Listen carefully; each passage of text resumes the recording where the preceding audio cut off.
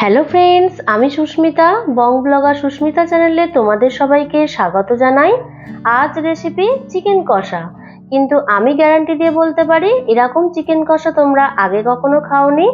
এই চিকেন কষার সাথে যদি রুটি, পরোটা বা আমার মতন করে যদি ভেজ পোলাওর সাথে খাও তাহলে তো অসাধারণ খেতে লাগবে। ভিডিওটা স্কিপ না করে সম্পূর্ণ দেখার অনুরোধ রইল। এখানে 1 কেজি মতন চিকেন আছে। তারপরে দেখো পেঁয়াজ কুচি, লঙ্কা কুচি, আদা রসুনের পেস্ট, টমেটো কেচাপ আর আলুগুলোকে মাঝ বরাবর কেটে নিয়েছি। কাসুরি মেথি, এখানে আছে 2 চামচ কেওড়ার জল, তারপরে গোটা জিরে আর গোটা মৌরি, আর বাটিতে আছে পোস্ত আর কাজু বাদামটাকে ভিজিয়ে রেখেছি। এটা দেখো জিরে আর মৌরিটাকে ড্রাই রোস্ট করে নেব। এই চিকেনে কিন্তু এই মশলাটা দিলে চিকেনের স্বাদটা অনেকটাই পাল্টে যাবে। তারপর ম্যারিনেট করে নেব। 1 কেজি চিকেনের সাথে হাফ কাপ মতন সর্ষের তেল অ্যাড করলাম, 2 চামচ মতন আদা রসুন বাটা দিয়ে দিলাম, 1 চামচ হলুদের গুঁড়ো, হাফ চামচের একটু বেশি কাশ্মীরি রেড চিলি পাউডার, স্বাদ অনুযায়ী লবণ, 1 চামচ গরম মশলা, আর যে ড্রাই রোস্ট করেছিলাম মশলাটা সেই মশলাটা দিয়ে দিলাম 1 চামচ, আর সামান্য একটু কাসুরি মেথি ড্রাই রোস্ট করে নিয়েছিলাম সেটাও দিয়ে ভালোভাবে ম্যারিনেট করে এটা মিনিট 50 মতন রেখে দেবো, বা তোমরা মনে করলে 1 থেকে 1.5 ঘন্টাও রাখতে পারো। যতক্ষণ ম্যারিনেট করে রাখবে তত বেশি চিকেনটা খেতে ভালো লাগবে। তারপর কড়াই সর্ষের তেল দিয়ে দিয়েছিলাম। তেলটা গরম হয়ে আসলে মাঝ বরাবর করে যে আলুগুলোকে আমি কেটে রেখেছিলাম চিকেনের জন্য সেই আলুগুলোকে ভেজে নেব। আর আলুটা যাতে হালকা একটু কালার আসে তার জন্য সামান্য একটু হলুদ গুঁড়ো দিয়ে দিলাম, দিয়ে আলুগুলোকেও এপিট ওপিট করে ভালোভাবে ভেজে নেব, তবে কিন্তু বেশি লাল করে ভাজার কোনো প্রয়োজন নেই। তারপর আলুটা অল্প ভাজা হয়ে আসলে এখানে পেঁয়াজ কুচি আর লঙ্কা কুচিটা দিয়ে দিলাম। তোমরা তোমাদের ঝাল অনুযায়ী লঙ্কাটা ব্যবহার করবে। আমি এখানে 15 থেকে 17 খানা লঙ্কা দিয়েছিলাম। তারপরে দেখো পেঁয়াজটা অনেকটাই ভাজা হয়ে এসেছে। তারপরে এখানে দিয়ে দেব 2 চামচ মতন আদা রসুন বাটা। আদা রসুনের পেস্টটা দিয়ে আবারও ভালোভাবে কষিয়ে নেব। কষানো হয়ে যাওয়ার পর যে ম্যারিনেট করে রেখে দিয়েছিলাম চিকেনটা, সেই চিকেনটা এখানে দিয়ে দিলাম। চিকেনটা দিয়ে আবারও ভালোভাবে কষিয়ে নেব।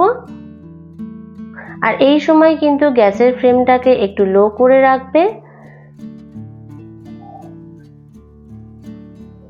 চিকেনটাকে ভালোভাবে নাড়াচাড়া করে নিয়ে কষানো হয়ে যাওয়ার পর একটু ঢাকা দিয়ে রাখবো। গ্যাসের ফ্লেমটাকে লো করে রেখেছিলাম। 10 মিনিট পর ঢাকাটা খুলে নিয়ে আবারও নাড়াচাড়া করে নেব। তবে কিন্তু যে কোনো রান্নাই বলো, বিশেষ করে চিকেন বা মাটনে যত বেশি কষানো যায় তরকারির স্বাদটা কিন্তু তত বেশি ভালো হয়। তারপরে দেখো এখানে 2 চামচ মতন টমেটো কেচাপ দিয়ে দিলাম, আর যে পোস্ত আর কাজু বাদামটাকে ভিজিয়ে রেখেছিলাম সেই পেস্টটাকেও দিয়ে দিলাম, আর সামান্য একটু ধুয়ে জল অ্যাড করলাম। আর তোমরা যদি মনে করো যে টমেটো কেচাপ দেবে না তাহলে টমেটো বাটাও দিতে পারো। আর এখানে দেখো আমি 2 চামচ কেওড়া জলও দিয়ে দিয়েছিলাম। দিয়ে সমস্ত কিছু দিয়ে আবারও ভালোভাবে মিশিয়ে নিয়ে ভালো করে কষিয়ে নেব। আর গ্যাসের ফ্লেমটাকে কিন্তু অবশ্যই লো টু মিডিয়াম ফ্লেমে রাখবে। তারপরে আবারও ঢাকা দিয়েছিলাম। মিনিট 10 পর ঢাকাটা খুলে নিলাম। দেখো হালকা হালকা করে একটু জলটাও রিলিজ হয়েছে আর তেলও রিলিজ হয়েছে।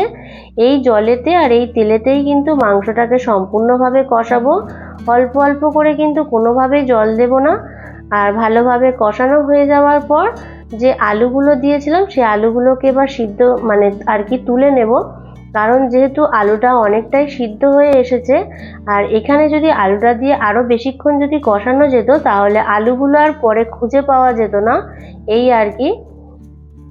দেখো কাজু বাদাম দেওয়াতে কিন্তু মাংসর গ্রেভিটা অনেকটাই দেখো কি সুন্দর থিকনেস চলে এসছে। তারপরে উষ্ণ গরম জলের মধ্যে আলুগুলো দিয়ে রেখেছিলাম সেই জল আর আলুটা অ্যাড করে দিলাম, দিয়ে ভালোভাবে নাড়াচাড়া করে নিয়ে আবারও একটু কষিয়ে নেব। তারপরে আবারও সামান্য একটু ঈষৎ উষ্ণ জল অ্যাড করে দিলাম, দিয়ে এটাকে ভালোভাবে ফোটাতে হবে যতক্ষণ পর্যন্ত চিকেনটা একটু সিদ্ধ হয়ে না আসে। চিকেনটা ভালোভাবে সিদ্ধ হয়ে আসলে আর গ্রেভিটা একটু কমে আসলে তোমরা তোমাদের স্বাদ অনুযায়ী আর একটু লবণ অ্যাড করতে পারো। তারপরে ঝাল অনুযায়ী কাঁচা লঙ্কাও অ্যাড করে দিতে পারো। এই সমস্ত কিছু দেওয়ার পর আবারও সবকিছু ভালোভাবে মিশিয়ে নেব। শেষে কিন্তু আর কিছুই দেব না, যে ভাজা মশলাটা করেছিলাম জিরে আর মৌরি, সেই মশলাটাই এখানে আর কি অ্যাড করে দিলাম 2 চামচ মতন। আর দিয়ে দিলাম সামান্য একটু কাসুরি মেথি। ব্যাস একেবারেই কিন্তু চিকেন কষা রেডি। আমি গ্যারান্টি দিয়ে বলতে পারি এরকমভাবে চিকেন কষা খেয়ে দেখো, অসাধারণ খেতে লাগবে।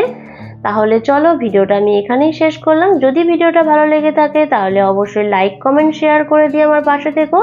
নতুন কেউ দেখে থাকলে চ্যানেলটাকে সাবস্ক্রাইব করে দিয়ে বেল আইকনটাকে অল করে দিও।